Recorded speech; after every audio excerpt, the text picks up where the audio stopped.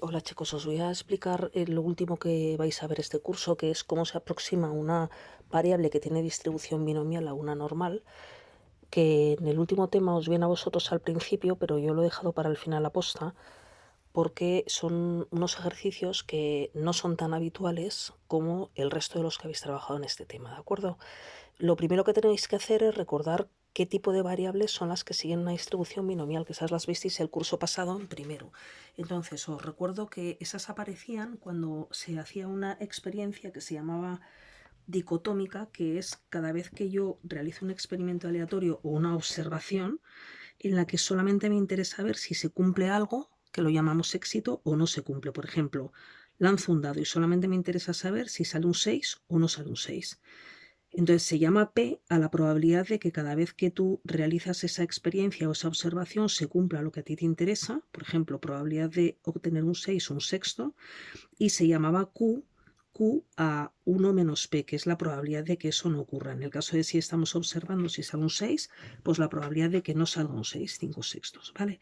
Bueno, pues si esa misma observación o esa misma experiencia llamada dicotómica, en la que tú solamente te fijas en si ocurre algo o no ocurre, la repitiéramos en exactamente las mismas condiciones n veces y llamáramos x al número de veces que se cumple esa característica o el número de éxitos que obtenemos, por ejemplo, el número de seises que yo obtengo cuando a lo mejor lanzo un dado 500 veces, a esa variable que te contabiliza el número de veces que se cumple eso que tú estás observando, decimos esa variable, decimos que tiene una distribución binomial, cuyos parámetros son n, que n representa el número de observaciones o el número de veces que tú has repetido ese mismo experimento aleatorio, y p es la probabilidad de que cada vez que tú lo realizas se obtenga éxito, es decir, se cumpla eso que tú estás observando.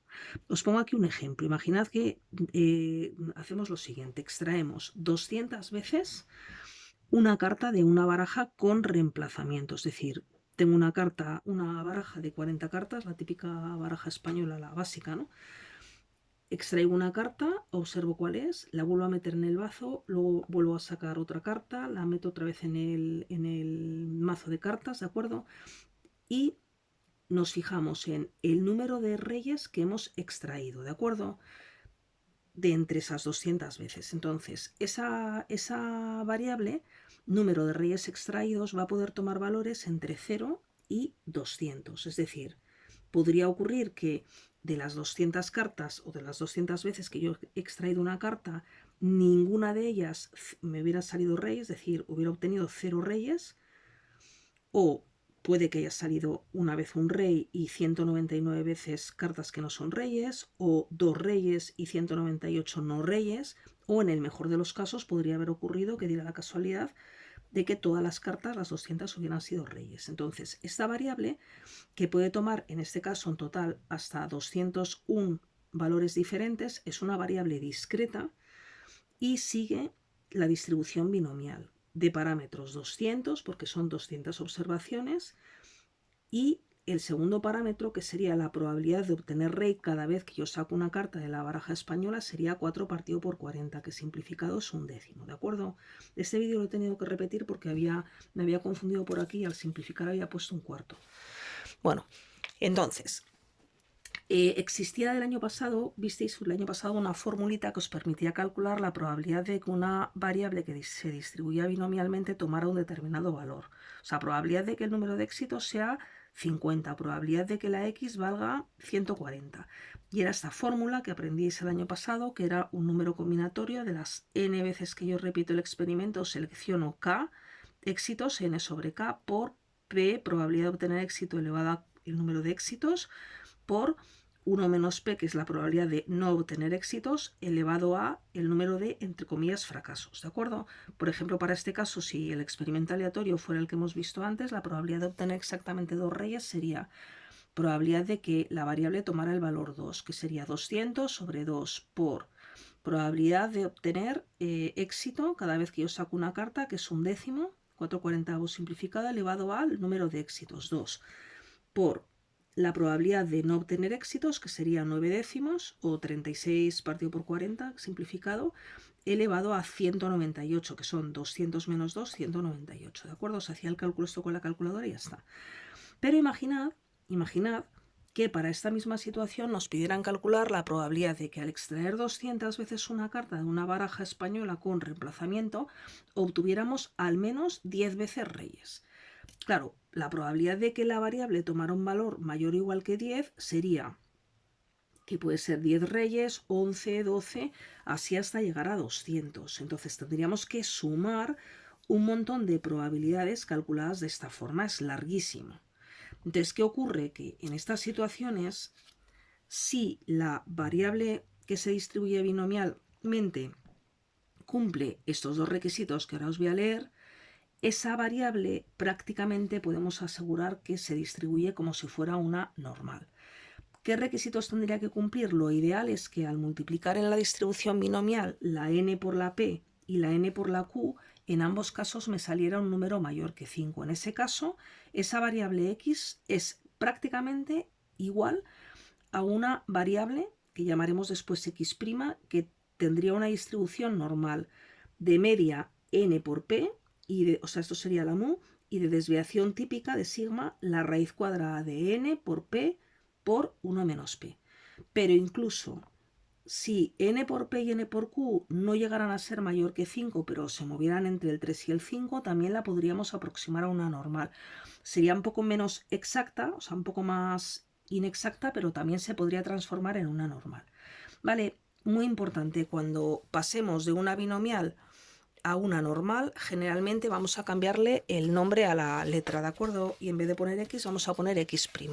Y ahora os voy a explicar unas cosillas que conviene hacer, aunque en el bachillerato de sociales la verdad es que no suelen ser muy estrictos en selectividad, pero algunas veces cuando tú vas a calcular la probabilidad de que una variable binomial tome un valor dentro de un tramo y tú lo transformas en una normal, tenemos que tener cuidado con qué es lo que ocurre con los extremos de esos intervalos. Entonces se aplica una cosa que se llama el factor de corrección de Yates, que ya os digo que en algunos cursos, en algunos años se ha tenido en cuenta y en otros no, al corregir los exámenes de selectividad cuando había que hacer algo de esto. Entonces yo sí que os recomiendo que lo hagáis, ¿de acuerdo? En el libro lo tenéis también explicado. Entonces, mirad, imaginad que partimos de una variable que tiene distribución binomial x, ¿de acuerdo? Y a mí me piden calcular la probabilidad de que esa variable tome un valor mayor o igual que 5. Entonces resulta que esta variable la hemos transformado en una normal, ¿de acuerdo? Entonces pasamos de probabilidad de x mayor o igual que 5 a probabilidad de que x' tome, en principio sería un valor mayor o igual que 5 también, ¿no? Pero ¿qué es lo que ocurre? Que como a mí me interesa que el 5 sea uno de los valores posibles que tome x', tenemos que conseguir que ese 5 esté en el interior del intervalo que yo acoto con la x', porque resulta que las variables que son continuas, como las distribuciones normales, nunca pueden tomar valores concretos. O sea, la probabilidad de que x' fuera exactamente igual a 5 sería 0. Y a mí me interesa que el 5 esté incluido. Entonces lo que hacemos es, si en el tramo original, la x tenía que tomar valores desde el 5, incluido el 5, hacia la derecha, en el tramo que cogemos para la x', que es para la distribución ya que es continua, movemos un poquito este tramo a la izquierda para que nos aseguremos que en el nuevo intervalo este 5 esté dentro del intervalo. ¿Cuánto lo desplazamos hacia la izquierda? Normalmente se suele tomar media unidad, ¿de acuerdo? Entonces, probabilidad de que x sea mayor o igual que 5, lo igualamos. Esto en realidad es un aproximadamente igual, pero se suele poner un igual directamente, que la probabilidad de que la x', que ya es normal, sea mayor o igual que 4,5. Aquí estaría el 4,5 y así el 5 está metido dentro, ¿de acuerdo? Y luego ya aquí, como esta sería una distribución normal de media NP, desviación típica a la raíz de n por p por q, se tipifica y ya se hace un ejercicio normal de cálculo de distribución normal. Otro ejemplo, imaginad que nos dicen necesitamos calcular la probabilidad de que una binomial tome valores entre el 3 y el 10, incluido el 3 e incluido el 10. Entonces, originalmente el tramo sería el 3 sí, el 10 sí y todo lo que está entre medias. Vale, pues cuando pasamos de x a x', ampliamos un poquito el intervalo. Por la derecha del 10 para que el 10 quede dentro y hacia la izquierda del 3. ¿Cuánto desplazamos hacia la izquierda o hacia la derecha? Media unidad. Entonces, si el 3 lo muevo media unidad hacia la izquierda, 2,5. Y si el 10 lo muevo media unidad a la derecha, 10,5. Y así de esta forma, en este nuevo intervalo en el que se tendría que mover x', tanto el 3 como el 10 estarían en el interior, ¿vale? Porque aquí teníamos la rayita del igual y necesitamos que estén dentro. Ahora, a veces puede ocurrir lo contrario, que nos piden calcular la probabilidad de que la binomial, tome un valor mayor que 7. Entonces, en este caso, como el 7 no me interesa que esté, porque es a partir del 7, es decir, originalmente esto sería un agujerito, no estaría incluido en el tramo que yo voy a coger con el x', que es ya la distribución normal. Lo que vamos a hacer es desplazar un poquito el nuevo intervalo para que el 7 quede fuera. Entonces lo muevo hacia la derecha, en vez de coger desde el 7, cojo desde el 7,5. La rayita del igual para la x', tanto aquí, como aquí, da lo mismo que la pongáis o no, ¿de acuerdo? En el caso de las normales, las x' no tenéis que ser, digamos, rigurosos con la rayita del igual. O aquí ya por último, imaginad que nos dicen calcular la probabilidad de que la binomial esté entre -10 y -1. El -10 no quiero que esté y el -1 sí. Bueno, pues entonces el tramo este azul, que sería el que correspondería a la binomial, sería desde el -10 abierto sin incluirlo hasta el -1 que sí que está. Cuando yo paso de la x a la x', ¿qué es lo que hago? Para dejar el -10 fuera, desplazo el intervalo un poquito hacia la derecha. Tened cuidado porque este sería negativo, me quedaría -9,5. Y para dejar el -1 dentro, porque tengo aquí la rayita del igual, también esto lo desplazo un poco hacia la derecha. El -1 media unidad hacia la derecha sería -0,5. Y aquí en este intervalo me aseguro que el -10 está dentro del intervalo y el -1 está fuera del intervalo. ¿Vale? Y insisto, aquí, tanto si ponéis la rayita como si no la ponéis, da un poco lo mismo, ¿vale? Bueno, y luego ya por último, un ejercicio que teníais que hacer, que venía en el libro, luego mañana lo voy a sacar corregido de todas formas, pero que algunos me habéis preguntado porque no cuadraba, otros lo hacéis como copiéis directamente del solucionario, bueno, pues lo hacéis como se supone que querían haberlo hecho, pero aquí metieron un error y el otro ejercicio. Imagino que sería un error, ¿vale? Entonces el caso, en el ejercicio de la página 310.1 nos daban una distribución, o sea, una variable aleatoria que se distribuía binomialmente de parámetros 1200 y 0,008 y os pedían calcular esta probabilidad, ¿de acuerdo? Entonces, esto es lo que os habían puesto en el libro. Luego en el solucionario venía con un 10, pero en el libro os ponían eso. Entonces, ¿qué ocurre? Que lo primero, probabilidad de que la x sea mayor que 100, es de 100 hasta 1200, habría un montón de valores, ¿no? Sería que valga 101, 102, 103 hasta 1200, inviable. Entonces, la x la transformamos en una normal. Ponemos que cumple los requisitos, n por p me sale un número mayor que 5 y n por q me sale también un número mayor que 5, ¿de acuerdo? Entonces, podemos decir que esta variable x, que era binomial originalmente, prácticamente es una normal, cuya media va a ser n por p, 9,6, y cuya desviación típica va a ser todo esto, 3,09, ¿de acuerdo? Imagino que no me habré confundido con los cálculos, pero bueno, vamos a suponer que creo que está bien, vamos, que no he repasado este. Entonces, calcular la probabilidad de que x sea mayor que 100 es lo mismo que calcular la probabilidad de que x' sea mayor que. Entonces, como el 100 quiero que esté fuera, desplazo el tramito, aquí el 100 quiero dejarlo fuera, lo desplazo un poquito hacia la derecha, ¿vale? Entonces me muevo hacia la derecha media unidad y aquí sería el 100,5, ¿vale? Probabilidad de que la x' sea mayor que 100,5. Esta variable, la x', como tiene una distribución normal, la tipificamos.